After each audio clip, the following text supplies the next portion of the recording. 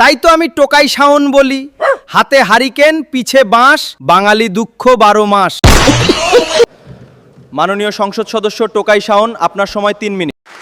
ধন্যবাদ মাননীয় speaker, 3 minute সময় দেওয়ার জন্য। বক্তব্যের প্রথমে বলতে চাই 78, 47, 24 নিয়ে যারা চেতনা ব্যবসা করে তাদের পিছন মারতে চাই, কারণ মুক্তিযুদ্ধ চেতনা বিক্রি করতে করতে দেশটা মেরে দিয়েছে গুয়া। মাননীয় স্পিকার, এরা বলে দেশকে ভালোবাসে, অথচ মুক্তিযোদ্ধা বদলাতে মুক্তিযুদ্ধ ভাতা নিচ্ছে না। একটা বিশ্ববিদ্যালয় বানিয়েছে না, দেশের উন্নয়ন, খালি বসে বসে ভাতা নিচ্ছে।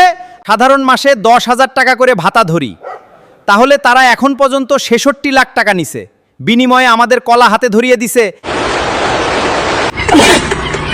মাননীয় স্পিকার, যারা বলে আমরা 6 মাসে কি করেছি, আপনাদের মাধ্যমে তাদেরকে জানিয়ে দিতে চাই 100 দিনের 600 খুন হয়েছে, এটা কি কম উন্নয়ন?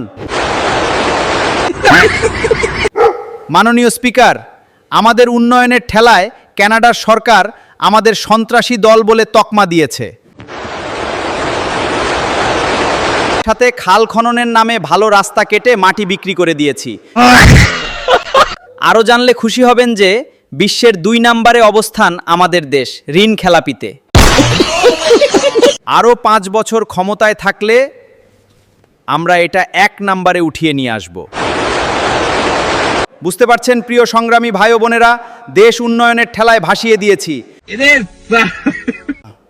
তাই তো আমি টোকাই শাওন বলি, হাতে হারিকেন পিছে বাঁশ, বাঙালি দুঃখ 12 মাস।